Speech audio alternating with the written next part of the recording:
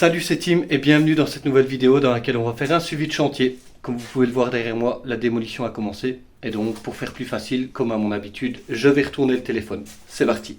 Alors voilà, on commence ici directement par le rez-de-chaussée. En tout cas, ce qu'il en reste actuellement.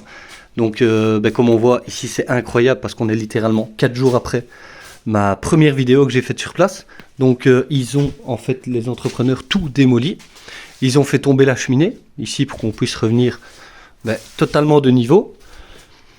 Donc on voit évidemment tous les gravats ici. Il y a un conteneur qui va venir dans quelques jours pour évacuer tout ça.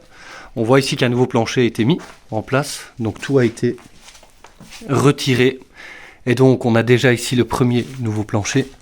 On a un deuxième ici qui va venir par la suite. Il faut qu'il reprenne également ici. Donc comme je le disais, la cheminée, elle est tombée. Donc on voit énormément de gravats. Ici on avait une cloison qui a été également retirée, supprimée. Donc ça permet d'avoir un espace un petit peu plus grand. Ici, voilà l'ancienne salle de bain. Donc on avait bien la cabine de douche ici. L'évier et le WC. Donc ici, pas grand chose à montrer. Alors par rapport à la cuisine, ici on avait des meubles de cuisine de ce côté-ci qui sont partis. On avait également une cuisine qui était en angle à 45 degrés. Et on avait une cheminée qui était ici. Et donc la cheminée a été évacuée. On voit bien ici tous les gravats. On voit que, voilà ici, elle a été déjà condamnée. Donc ça c'est bien, c'est une bonne chose. Au moins on n'aura pas de problème au niveau humidité. De toute façon il va y avoir des traitements ici.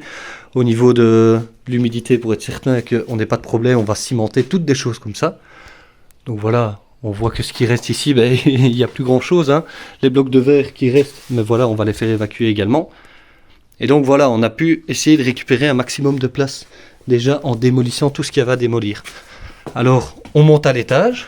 Ici, on passait dans la salle de bain, mais évidemment, il n'y a plus rien du tout. Donc, on a un nouveau sol ici qui a été refait. OSB, on mettra une sous-couche parquet, mais ça ne sera pas pour maintenant. Donc voilà, le plafond du premier est tombé également, ils l'ont fait évacuer. Et la cheminée, on voit bien ici, hein, elle a été ouverte, elle a été retirée plutôt. Et donc voilà, il est en train, l'entrepreneur, de la refermer. C'est incroyable la rapidité à laquelle ils vont. Et donc voilà, pas grand chose à vous montrer de plus. Ici, sauf que dans la dernière vidéo, on ne voyait pas le grenier. Maintenant, on le voit. Et donc en fait, on m'avait dit qu'il y avait des petites ouvertures dans le toit. Et donc comme il n'y en a pas, on va devoir faire le nécessaire justement. On souhaite faire une chambre ici et une chambre là. Évidemment ce ne sera pas des chambres énormes, ça on est d'accord.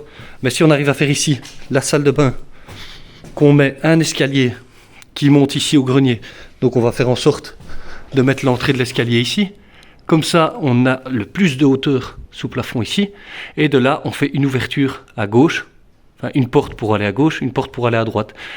Et donc, on aurait quand même, chacun aurait sa chambre. Si on sait avoir 10-12 mètres carrés, c'est idéal. Ok, ce serait un peu mansardé, mais bon, on verra comment ça va donner une fois que les travaux sont finis. Mais voilà, sinon, ça va. Au niveau surprise, on n'a pas eu de surprise. Pour l'instant, en tout cas, il reste donc à démolir ce plancher-là, à faire en sorte qu'il parte pour remettre quelque chose de bien propre, tout neuf. Changer les châssis, ça va être la prochaine étape avec l'électricité. Et donc on voit ici justement l'évacuation. En fait, elle était là dans le grenier. Donc voilà, pas grand chose à vous montrer de plus, hein, à part que tout est bien évacué, donc c'est une très bonne chose. Et maintenant, voilà, j'ai fait le tour vite fait, bien fait. En même temps, il reste plus grand chose. Donc voilà, je vous ressortirai une vidéo une fois que tout aura été évacué et qu'on aura fait la démolition totale et que ce sera en reconstruction.